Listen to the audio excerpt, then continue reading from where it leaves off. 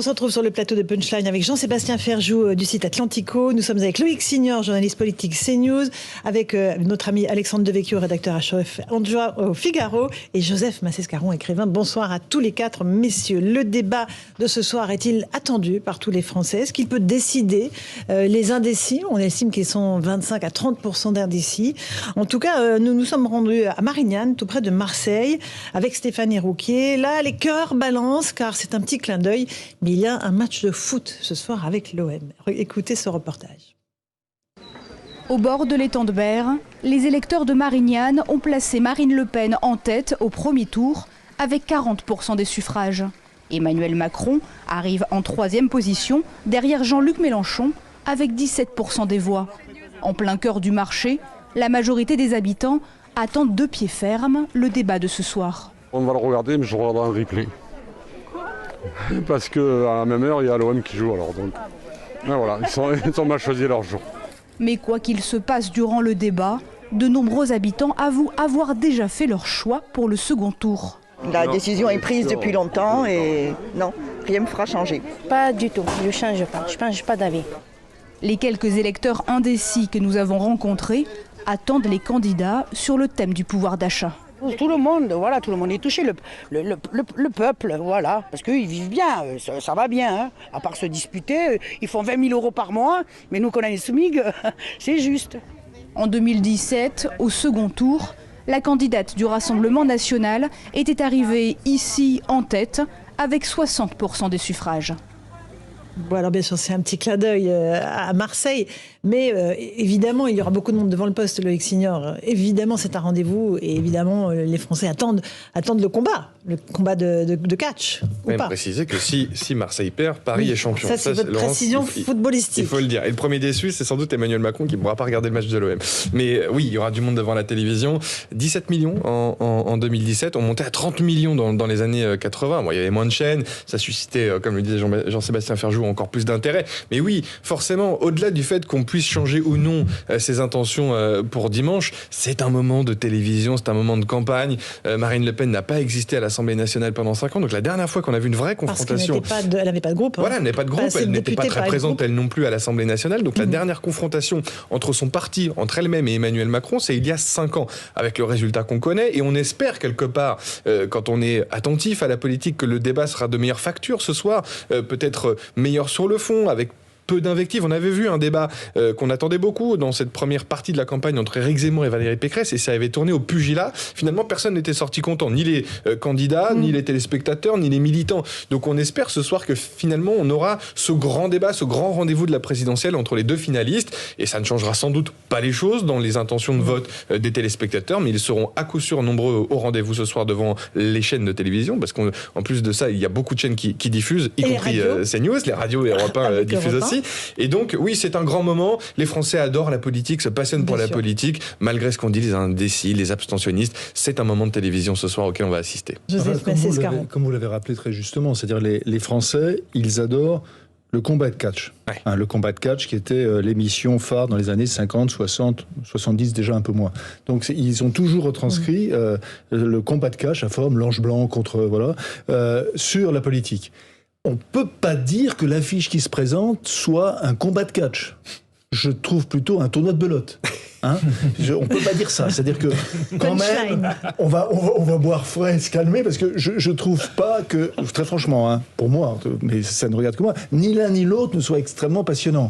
En plus, moi j'aime bien, j'ai rien contre les remakes. Les Américains font de très bons remakes. Mais reprendre un remake, n'est-ce pas, avec l'impression que rien ne s'est passé, il y a eu un trou, une faille spatio-temporelle entre 2017 et 2022, parce que quand je regarde, ce qui me frappe moi, c'est quand je regarde le programme des deux, j'ai l'impression qu'il y a un certain nombre de choses que j'ai vécues et qu'ils n'ont pas vécues. Par exemple, la pandémie. Ça, alors là, franchement, j'ai l'impression que, je suis désolé, mais quand je vois les propositions, là, je vais pas faire le geste, évidemment, de Marine Le Pen, mais j'ai l'impression qu'il n'y a rien qui s'est passé. Il y a des questions qui sont des questions aussi essentielles, puisqu'on parle de pouvoir d'achat, il s'agit comme ça, sur le pouvoir d'achat. Il y a des questions essentielles du pouvoir d'achat qui sont vraiment pas traitées, en tout cas sérieusement. Vous savez là, on en parle souvent, vous en parlez souvent d'ailleurs, Laurence Ferrari, c'est le logement. Alors là, c'est vraiment le vide intersidéral sur une question qui est absolument essentielle et qui touche tous les Français. Donc, est-ce que franchement, j'attends ce débat? Vous l'attendez pas, mais vous le regarderez à n'en pas douter. Je pense que je vais faire quelque chose d'autre à côté, si vous voulez. Voilà, je pense. Très bien. Des travaux de couture s'ils sont en retard. Alexandre Devecchio. Non, mais ce que dit Joseph Massescaron sur la faille spatio-temporelle est intéressant tout de même, puisqu'on avait beaucoup de commentateurs avaient... Contre toute attente, avait dire quelque chose d'intéressant. Merci Devecchio.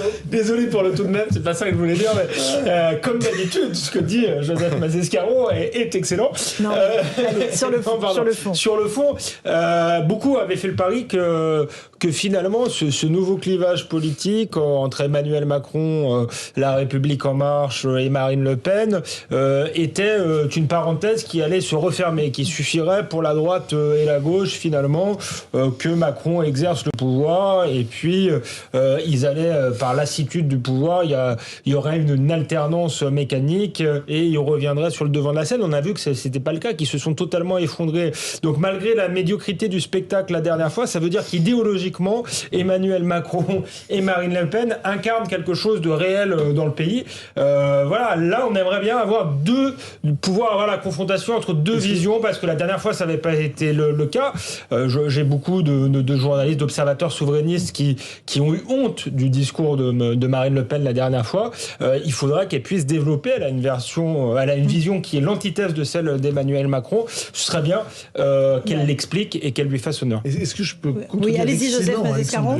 Allez-y, et après Jean-Sébastien Ferjou. C'est-à-dire que on peut, également, on est légitimement intéressé lorsqu'on a l'impression que c'est projet contre projet. Il y a eu des périodes, en effet, Sarkozy-Hollande, Mitterrand-Chirac, où c'était vraiment projet contre projet. Là, j'ai l'impression que c'est rejet contre rejet.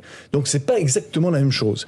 Et ces projets, d'ailleurs, ces projets, parce qu'il y a quand même, si vous êtes par exemple, si vous avez le malheur d'être un électorat de sensibilité de droite, alors en plus droite libérale, bien évidemment, vous avez l'impression d'avoir en gros deux projets planistes, d'accord, plus ou moins, deux projets étatistes, plus ou moins, et en fait c'est pas la course à l'échalote, c'est la course à l'électorat de Jean-Luc Mélenchon. Donc je veux bien, mais ça diminue pour moi l'intérêt. Excusez-moi. C'est une soirée maso en perspective. Je suis pour les électeurs libéraux. En même temps, les deux protagonistes ne sont évidemment pas les mêmes qu'en 2017. Chacun a travaillé.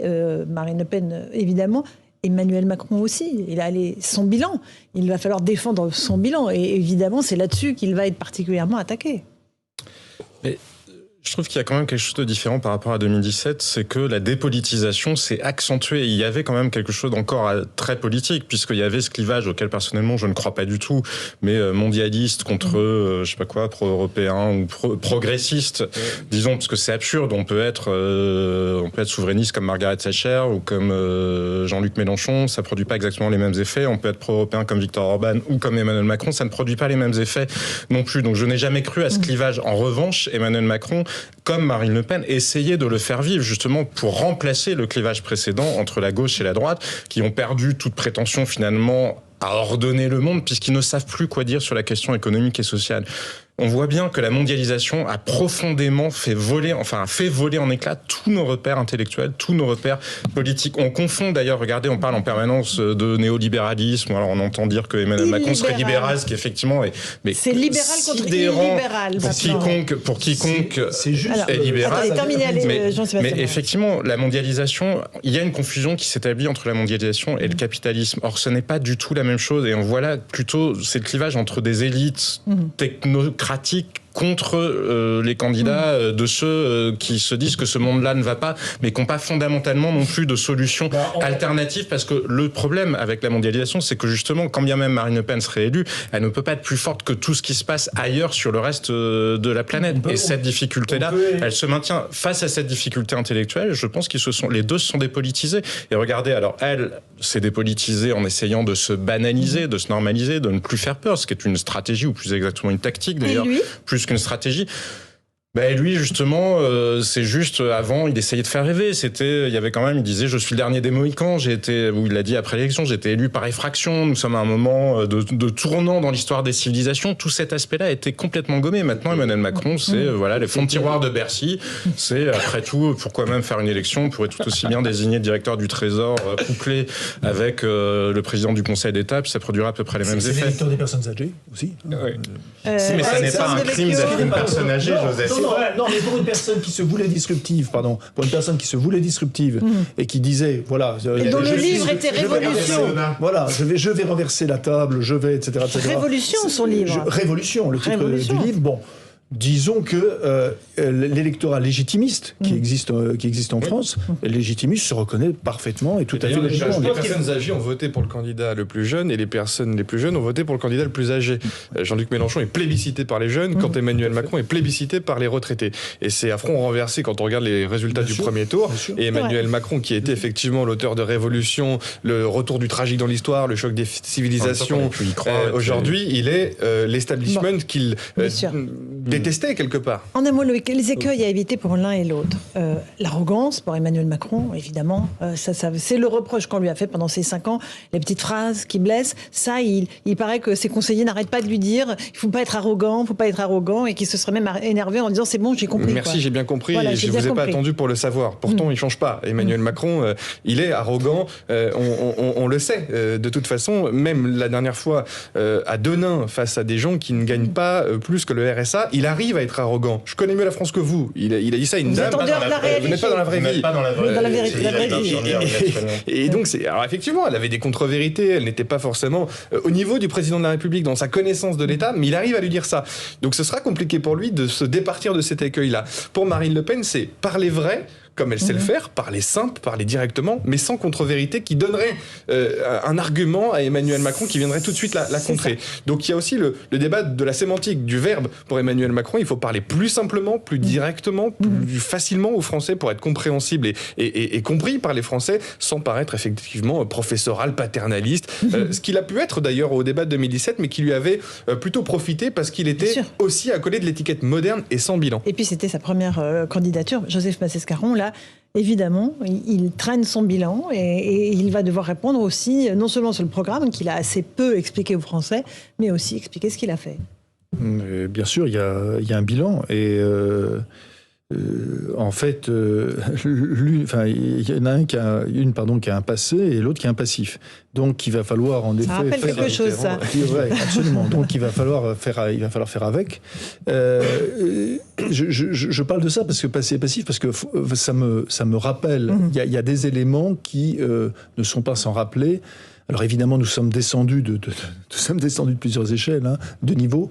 Ce n'est pas sans me rappeler le débat entre Giscard et Mitterrand. C'est-à-dire que Giscard, en 74, il apparaît intelligent, c'est son intelligence, et en 81, il est toujours aussi intelligent dans le débat face à Mitterrand, mais cette intelligence passe pour de l'arrogance. Donc il y a tous les éléments qui sont, bien sûr, évidemment, en front renversé.